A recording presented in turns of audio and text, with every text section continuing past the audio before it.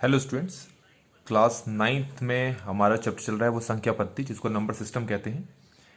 अब हमारे पास प्रश्नावली 1.3 एक्सरसाइज 1.3 का क्वेश्चन नंबर 3 सामने है। निम्नलिखित को p बटे क्यू के रूप में व्यक्त करें। पहला है 0.6 बार, इसमें 6 कंटिन्यूसली रिपीट हो रहा है। दूसरा है 0.47 बार, इसमें सिर्फ 7 रिपीट हो रहा है, 4 स्टार्टिंग में लिखा जाएगा। इसमें 0.001 बार है, मतलब 001 001 001 इस तरीके से ये चल रहा है। तो सबसे पहले हम 0.6 बार को समझते हैं कैसे करना है। हम क्या करते हैं, सबसे पहले इसको नाम दे देते हैं x नाम दे देते हैं। तो x इक्वल टू 0.6 बार है ना, इसका मतलब 6 रिपीट कर रहा है, तो रिपीट कर रहा है तो लिख लेते हैं। जितनी बार लिखना चाहें आपकी मर्जी है, ठीक है। अब ये ध्यान देना आप कि दशमलव के बाद की अगली संख्या है 6 और वही संख्या बार बार रिपीट कर रही है। अगर एक संख्या रिपीट करे, जैसा कि यहां पर दिख रहा है कि एक ही संख्या रिपीट कर रही है, एक ही संख्या मतलब 6 की ही पुनरावृत्ति हो रही है, तो आप दोनों तरफ 10 से गुणा करोगे। अगर दो संख्याओं की पुनरावृत्ति होती, एक मैं दिखाता हूं आपको। मान लो हमारे पास कुछ ऐसा है 0.12 बार, इसमें कितने नंबर्स की रिपीटेशन हो रही है, कितने नंबर की पुनरावृत्ति हो रही है, दो ना। तो इसमें x इक्वल टू 0.12 ऐसा करने के बाद हमें 100 से मल्टीप्लाई करना पड़ता। और अगर 3 नंबरों की रिपीटेशन हो रही है जैसा कि इसमें है, तो 1000 से मल्टीप्लाई करेंगे दोनों तरफ। ऐसा लिखने के बाद करके देखते हैं तो आपको पता चलेगा। अब हम क्या करते हैं, दोनों तरफ 10 से मल्टीप्लाई कर देते हैं। x को अगर मैं 10 से मल्टीप्लाई कर दूं, ये हो जाएगा 10x। इसको अगर मैं 10 से मल्टीप्लाई कर दूं तो ये जो डेसिमल है ना, वो यहां शिफ्ट हो जाएगा। अगर 100 से करता है तो ये 2 नंबर आगे जाके शिफ्ट होता, 1000 से करता तो 3 नंबर आगे जाके शिफ्ट होता। तो क्योंकि 10 से किया है तो 1 नंबर आगे जाके शिफ्ट होगा, तो ये दशमलव यहां से यहां लग जाएगा। तो मेरे पास संख्या कुछ ये आएगी 6.66666 इस तरीके से। ठीक हो गया। अब इसके बाद हमें क्या करना है, हमारे पास ये दो समीकरण जो दिखाई दे रहे हैं, हमें इन दोनों को माइनस करना है।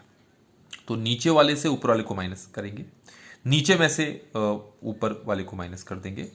तो 10x माइनस एक्स, मैं ऐसे लिख लेता हूं, ऐसे यहाँ 10x माइनस एक्स, और यहां पर लिखूंगा मैं 6.666 माइनस 0.6666। ये ज़रूरी नहीं है ये स्टेप लिखना, लेकिन आसान रहे इसलिए ऐसा लिख दिया है। 10x माइनस एक्स होता है हमारा 9x। अब अगर इन दोनों को माइनस करना है तो दशमलव से पहले वाली जो संख्या है उनको आपस में माइनस करो, और दशमलव के बाद वाली संख्याओं को आपस में माइनस करो। तो दशमलव के बाद कौन है, 6 6 6 6, यहां पर भी 6 6 6, माइनस करोगे तो कट जाएंगे, जीरो हो जाएगा। और दशमलव से पहले यहाँ 6 है, दशमलव पहले यहाँ 0 है, 6 में 0 को माइनस करोगे कितना आएगा, 6 ही आ जाएगा। अब ये 9 कहाँ जाएगा, 6 के नीचे।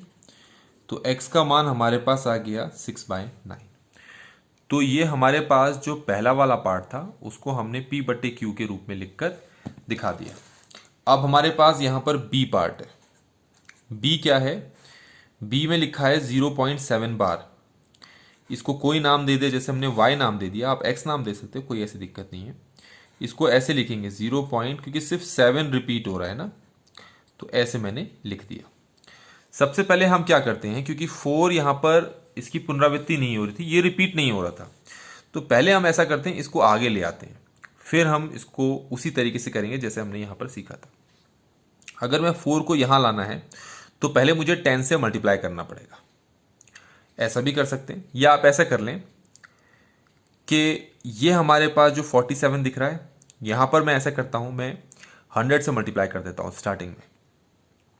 ठीक है, ऐसा भी कर सकते हो, तरीके बहुत सारे हैं। तो हम ऐसा करते हैं कि हम पहले 10 से मल्टीप्लाई करते हैं। तो 10 से मल्टीप्लाई करने पर ये हमारे पास क्या हो जाएगा, 10y, और ये दशमलव कहाँ जाके बैठ जाएगा, यहाँ जाके बैठ जाएगा। तो हमारे पास ये हो गया 4.77777। ठीक हो गया, ये हमने कर लिया यहाँ पर। अब हम स्टार्ट करते हैं। अब हम क्या करते हैं, इसी में या फिर इसमें, मर्जी आपकी, इसी में दोनों तरफ मैं 10 से मल्टीप्लाई कर दूं। अगर इसी में दोनों तरफ मैं 10 से मल्टीप्लाई कर दूं तो ये हो जाएगा मेरे पास 100y। और अगर यहाँ 10 से मल्टीप्लाई करूँगा तो फिर ये दशमलव यहाँ चला जाएगा, तो यसी यहाँ चला जाएगा, तो इसको हम ऐसे लिखेंगे 47, इस दशमलव को यहाँ लिखना है 7777 इस तरीके से। अब हम क्या करेंगे, हमारे पास दो समीकरण दिखाई दे रहे हैं, इन दोनों को माइनस करते हैं। तो 100y में से 10y को अगर मैं माइनस करूं तो मेरा आ जाएगा 90y। 47 में 4 माइनस करूं तो ये आ जाएगा 43, और 777 इनको आपस में माइनस करूं तो 0 हो जाएगा, तो लिखने की ज़रूरत नहीं है। तो y हमारे पास कितना आ जा रहा है 43/90। तो इस तरीके से हमारे पास ये b पार्ट यहाँ पर कंप्लीट होता है।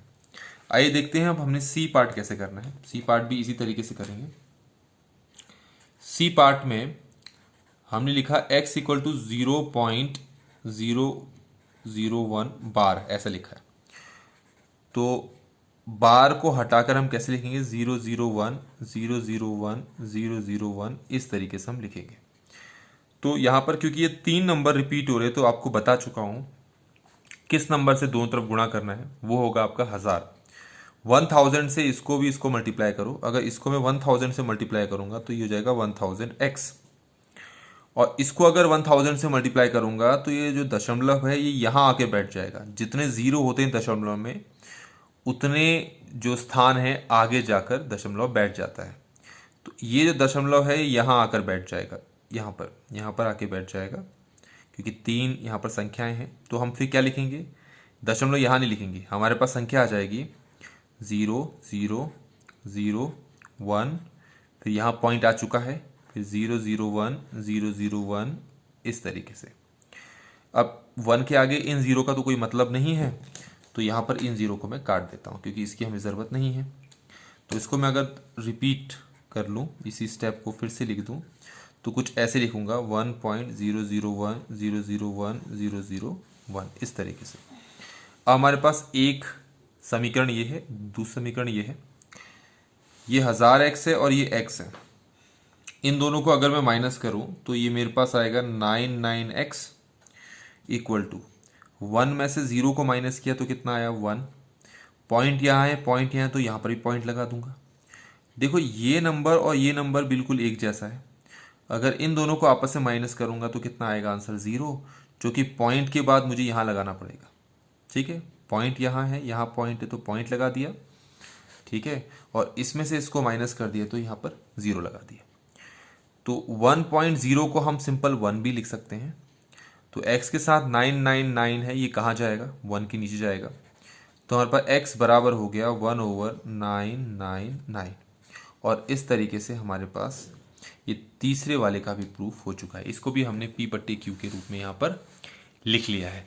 तो इस तरीके से ये क्वेश्चन नंबर 3 हमारे पास यहाँ पर कंप्लीट हो जाता है।